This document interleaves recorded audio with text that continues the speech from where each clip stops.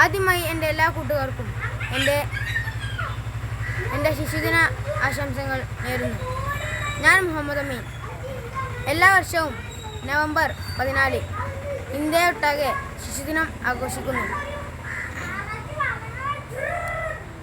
ഇന്ത്യയിലെ ആദ്യ പ്രധാനമന്ത്രിയായ ജവഹർലാൽ നെഹ്റുവിൻ്റെ ഓർമ്മയ്ക്കായി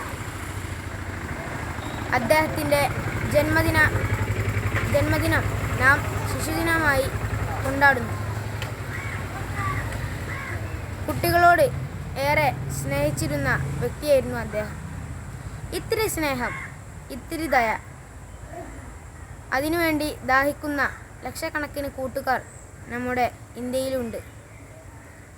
നല്ല വസ്ത്രം ധരിക്കുമ്പോഴും നല്ല ആഹാരം കഴിക്കുമ്പോഴും നാം അവരെ ഓർക്കണം.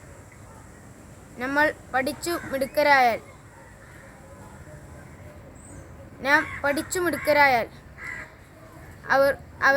അവർക്ക് രക്ഷയ്ക്കു വേണ്ടി നാം പ്രവർത്തിക്കുകയും ചെയ്യണം. ജയ് ഹിന്ദ്.